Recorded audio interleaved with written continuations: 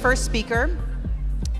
So Shane Feldman, who I just found out is a fellow Canadian, I think it's pretty cool that there's 2 Canadians on stage in Graz, is doing some really interesting work. And when I saw the company he works for, and I saw the title, Count Me In, and I started to read about him, I was like, yeah, count me in.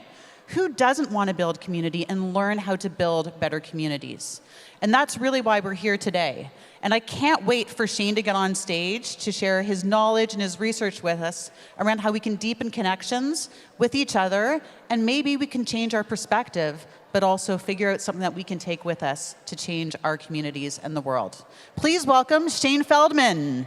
World-renowned motivational speaker and entrepreneur, Shane Feldman. The founder of Count Me In, a global brand that has impacted more than 10 million people worldwide. The TV personality, keynote speaker, and entrepreneur. He's been featured by Dr. Oz, Larry King, Forbes, and People magazine. Our team has been looking forward to this for months. He has been recognized by the White House and the United Nations for his achievements in community leadership. He has literally traveled across the globe researching the most innovative examples of community, and we're grateful to have him right here with us today. It is my absolute pleasure to introduce to you Shane Feldman.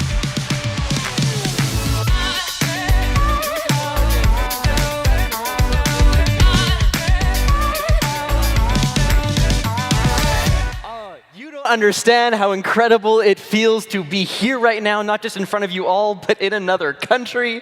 If you know me at all, you know that I travel a lot, so my life came to a very physically grounding halt about 18, 19 months ago, and it's been very, very strange. This is my first overseas trip. I'm from Canada. First overseas trip in nearly 2 years. It feels incredible to be here. Don't worry, though. I was able to kind of maintain my frequent flyer muscles early on when things kind of got really still back last spring. One of the things that I was doing was exercising, working out at home, and I tried to get really creative with a bit of a frequent flyer workout routine. So those of you that travel a lot, maybe you're doing something like this. I actually filmed it, put it up on Instagram, went a little crazy. This was my frequent flyer workout routine. Just trying to maintain some of that lifestyle, even though I was stuck at home. But let me tell you, it felt really, really great to be back at an airport, back on planes. Love it. So, so grateful to be here with you all. Although I should probably mention, if you told like 4-year-old Shane that he'd be here today, that he'd be this speaker, honestly, I would have been wildly disappointed. Mostly because as a 4-year-old kid, probably like 4-year-old you, I had a dream job. One goal for my life. And maybe your dream job was to grow up and be a famous musician or a hockey player. Maybe it was to be a teacher or a nurse. All I wanted, more than anything else in the world, was to grow up and become a street cleaner driver.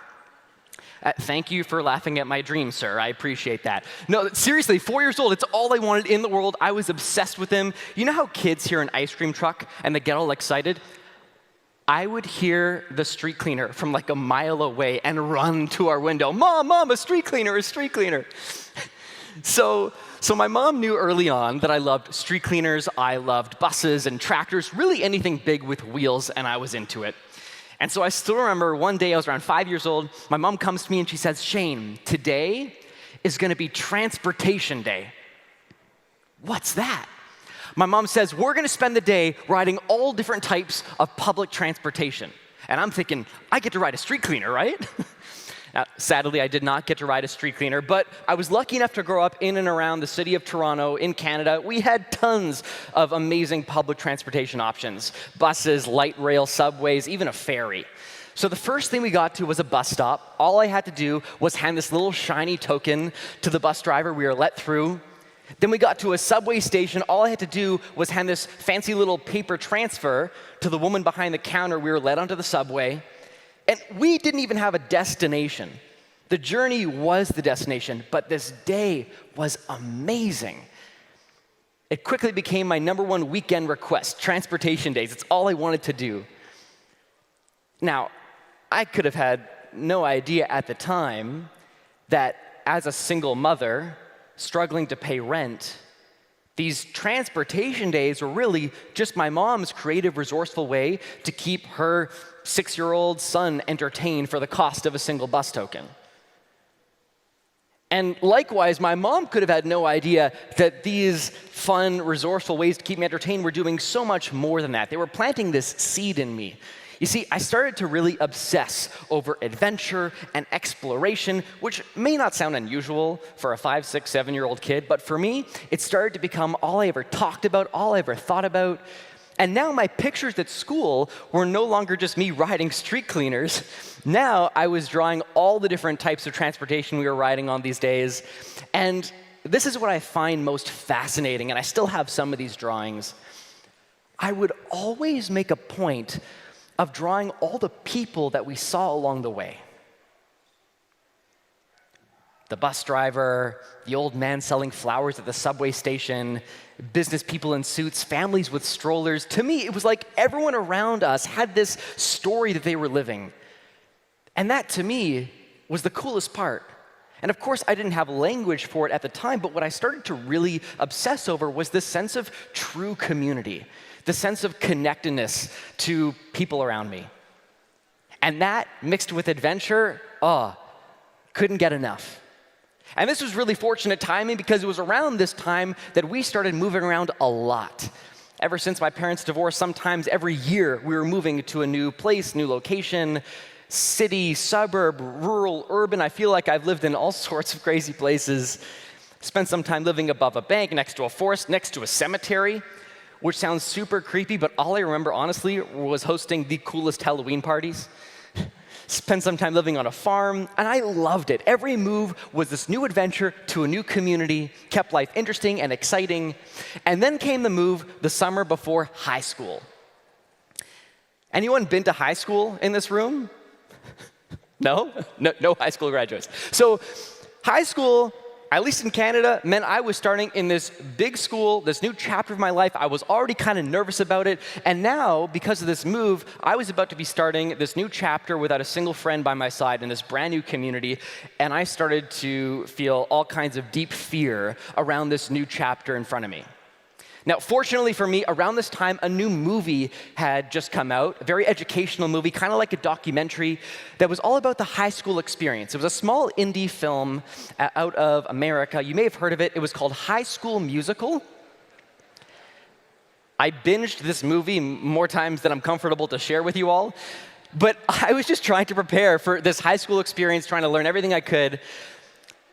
Finally, first day of freshman year arrives. I'm walking towards the big doors of my new school, just channeling Zac Efron in my mind, thinking to myself, just feel Zac Efron, be Zac Efron. And then I take my first step into my first day of freshman year, also known as one of the worst days of my entire life. And I was channeling Zac so hard, didn't help.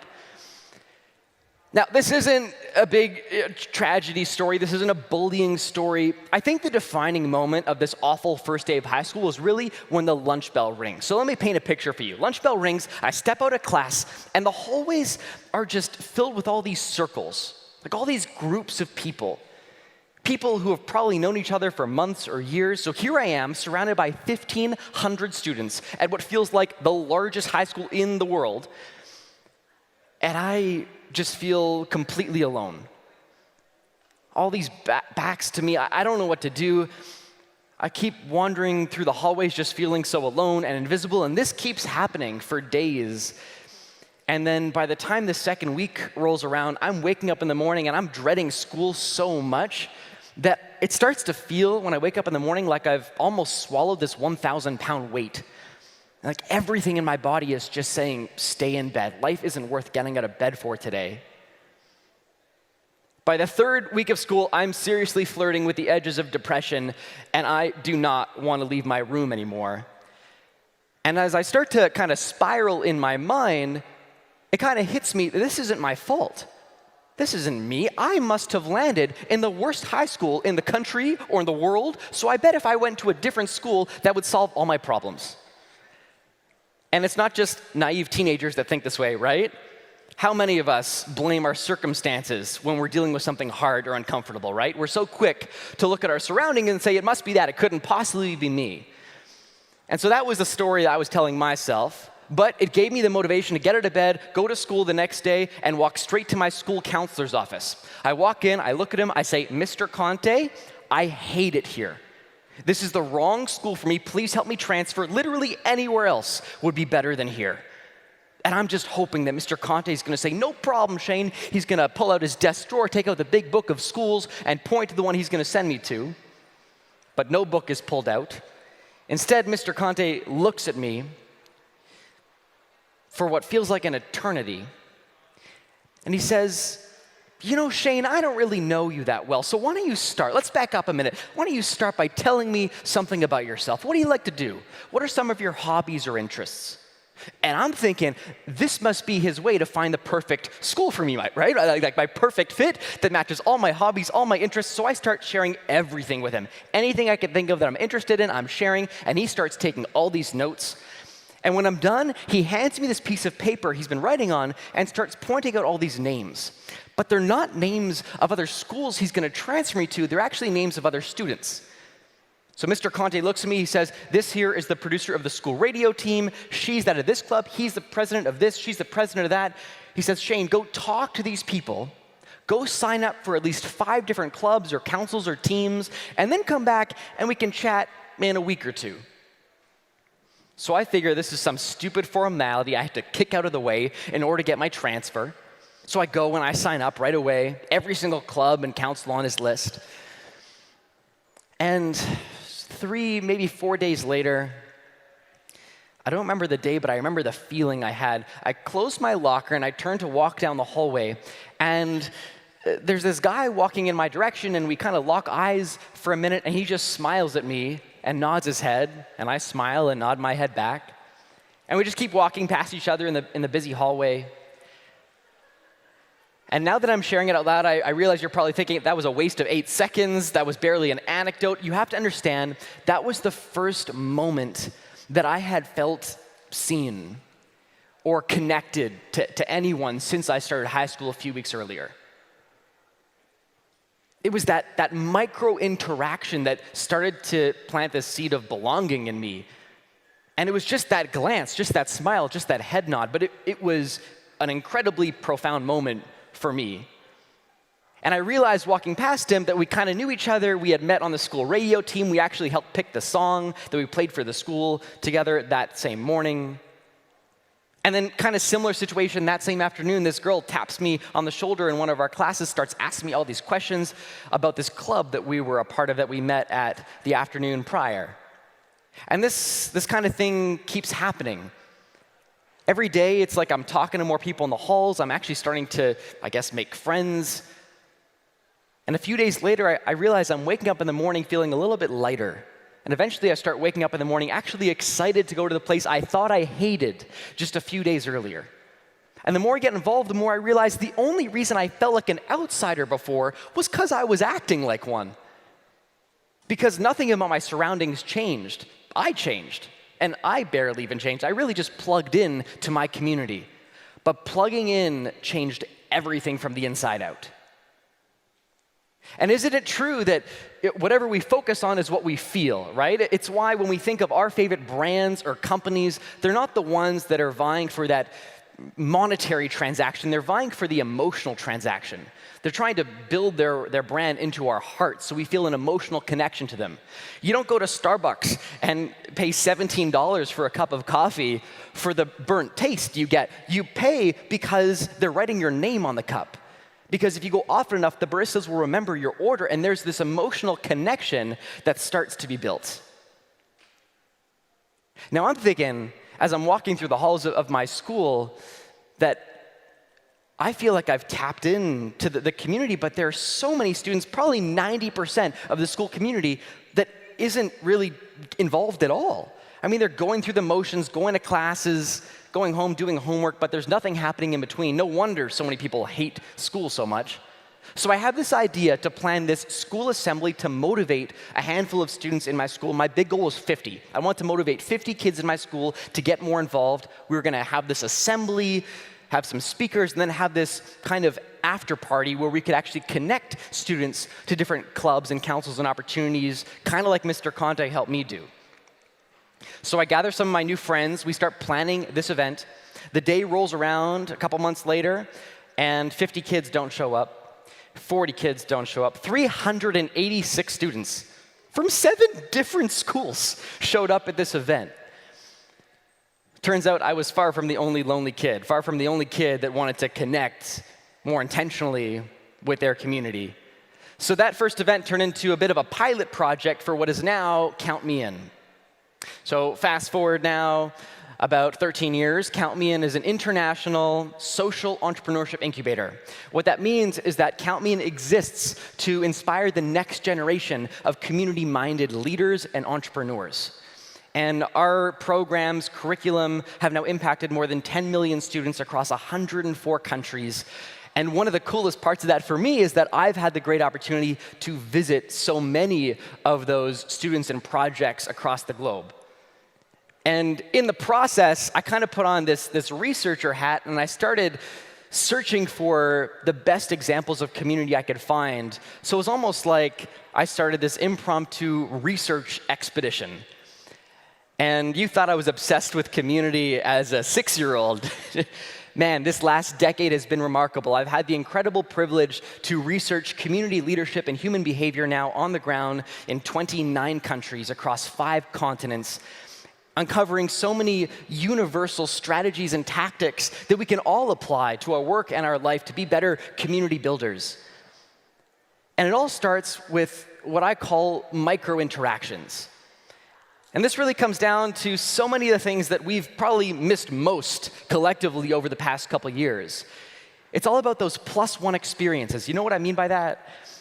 It's like the difference between watching that amazing movie on Netflix versus lining up at the theater for the midnight premiere dressed in costumes.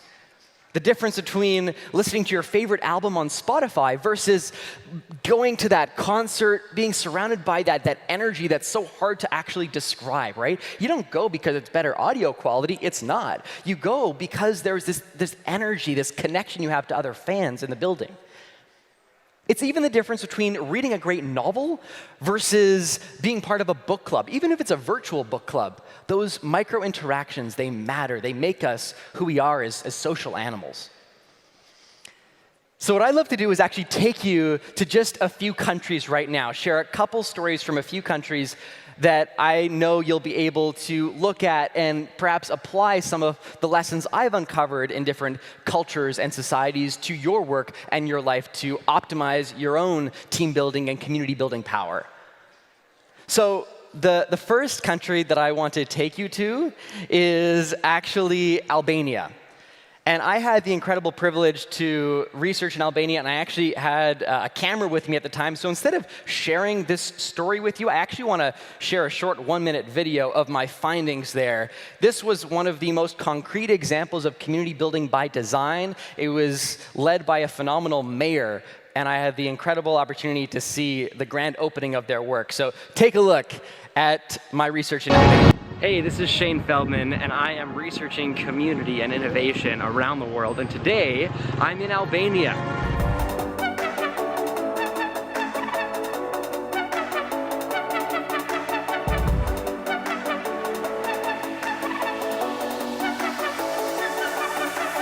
I'm standing right here in Skanderbeg Square, which is the main square in the center of Tirana, the capital city of Albania. And what's so cool about this square is that just a little while ago, it used to be a roundabout, one of the busiest intersections in the country for cars. And now it's pedestrian only, it's beautiful. And what's so cool about it, get this, the mayor, when they were designing this square, the mayor wanted to make sure that every single Albanian, every single person that moved to Tirana from another part of the country felt at home right away. So every tile, every stone, every tree, every flower is actually taken from a different town or city from across the country. So every single part of Albania is represented right here in this one square, where people gather every single evening and weekend to celebrate and relax and hang out and enjoy each other's company. It's an amazing country and a unique community culture unlike anywhere else I've ever seen, and it's clear that it doesn't just happen by default. This is community building by design. The question is, how can you inject a dose of Albanian culture into your organization? How can you take this intentional community building and bring it to your people, your company, your team, your clients. I've learned a lot from my time in Albania. It's been an incredible trip here, and I'm excited to continue experiencing the culture and this rich sense of community.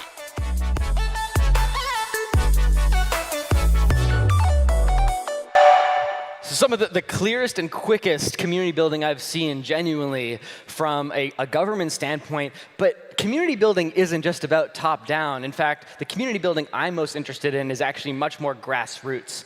And one of the clearest grassroots example of community I've uncovered was actually in Shanghai, China. So we're on the other side of the world now. Shanghai, China, I remember this one evening I was walking through Shuning Market. So just picture hole-in-the-wall seafood shops and bright neon signs everywhere and a smell like you are inside of the ocean. Not near the ocean, inside of the ocean. And there's literally crawfish being thrown left and right. And as I'm walking through this market in the outskirts of Shanghai, I hear what sounds like this outdoor concert up ahead. So I keep walking through this winding street, turn a corner, and I actually see the source of music isn't a concert at all. It's just this kind of ratchet ghetto blaster that is blasting Mando Pop, which I could only describe as kind of EDM infused with traditional Chinese music. Great to work out to, by the way. And it's sitting on the ground at the entrance to this public park. And gathered around this ratchet ghetto blaster, there are around 100 or so people, and they are all dancing.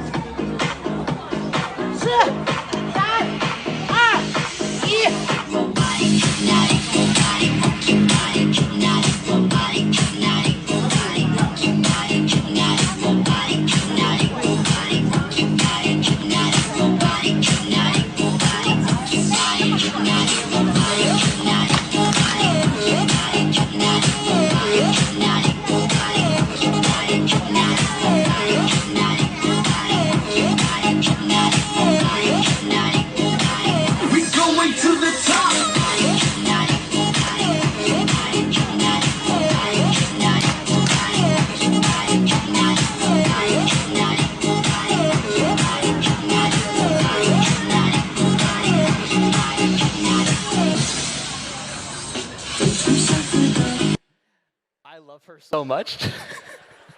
My favorite part, though, about that video is actually watching all of you, because there's literally not a single face that is not smiling right now, and that brings me so much joy. This was such a scene to stumble into. The most incredible part, though, is that this apparently isn't a unique scene in China. And if you've been to China, chances are you have seen the Guangchangwu in action. Guangchangwu translates in English to square dancers, has nothing to do with American Western square dancing. It's literally referring to people dancing in public squares. And there are approximately 100 million Guangchangwu across China who gather sometimes every evening to dance, just like these people. And they do it for one core reason: community building. In fact, one of the Guangchangwu I spoke to was talking about how a few years back, when she retired, she started to feel really lonely, isolated at home. She was spending the majority of her time cleaning or cooking, sometimes saw her family, but lived alone. And so she decided to give this local dancing group a try. Immediately, evening number 1, she made 3 new friends. And it's not easy, especially for older generations, to meet new people, make new friends in that stage of life. But for the Guangchangwu, it's nearly effortless. And I started to think, well, what can we do to apply this Guangchangwu mindset to our work? And as I dove into some of the research, talked to some more people in China and also some people at some universities like Stanford, I started to uncover that there's a lot we can learn from infusing movement into our community building. So there are 3 core reasons that, for example, I plan as many walking meetings as I can back at home. The first reason is focus. The movement actually increases our presence. It stimulates our prefrontal cortex, allows us to be as focused as possible, simply by moving around. Second, creativity. When we move, it changes our scenery. And I'm such a nerd, I think this is so cool. So when we change our scenery, it actually sparks new neural pathways in our brains. Those are what help us solve problems. So if you want to be a more creative problem solver, just get up, go for a walk instead of sitting at that boardroom table or at the desk in your room. This is also one of the reasons that some very smart people I know must pace on the phone all the time, right? It's how they get their best ideas out, how they remain more present. And finally, of course, community building. And this also comes from the aspect that when you are walking side by side with someone or when you're moving around, it changes the dynamic.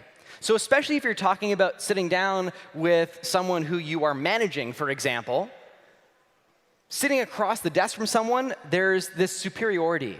When you're walking side by side, you're able to, without even saying so, share that the other person's ideas matter. They have value. There's an equilibrium that we're able to tap into when we're walking instead of sitting across from each other.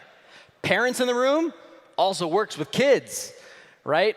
Way more effective than staring at your son or daughter across the table and ask them how their day was, to actually go for a walk with them, side by side, not make eye contact. There's this myth out there that eye contact actually helps build connection. It doesn't. For a lot of people find direct eye contact, especially if you don't blink, very intimidating. So when you're walking side by side, when you're starting to build rapport with someone, it actually makes that connection a lot more effortless and a lot more natural. So focus, creativity, community, 3 amazing reasons to turn your next meeting into a walking meeting. One last country I want to take you to is South Africa. And this country is a very special place in my heart. When I had the great opportunity to travel to South Africa, I actually was able to stay and live amongst Zulu tribes while I was there, which was one of the most profound experiences in my life of the 29 countries I visited. And it really comes down to the first moments that I actually met them. It was this greeting ritual. If you've been to South Africa, if you know anyone South African, you may have heard the phrase "sawubona." Sawubona doesn't exactly have an English translation, but if I were to try, it means I see you. So there's this beautiful greeting ritual among Zulu peoples in South Africa. When you meet someone, you gaze into each other's eyes in silence for like 10 seconds until the elder of the two says, "Sawubona," I see you, followed by "Sikhona," I am here. That's the reply. So, "Sawubona," I see you, followed by "Sikhona," I am here. Here's what I believe they're saying to one another. That until you see me, I don't even exist. It's that action, the intention of seeing someone that actually brings them into existence. And "Sawubona" is a lot more than just "I see you" or "hello." It's to say, I want to understand you. I want to understand your needs, your wants, your joy, your sadness, your fear, your love. And I just stood there thinking, wow, I want to be seen like that. And I don't think I'd ever been seen like that.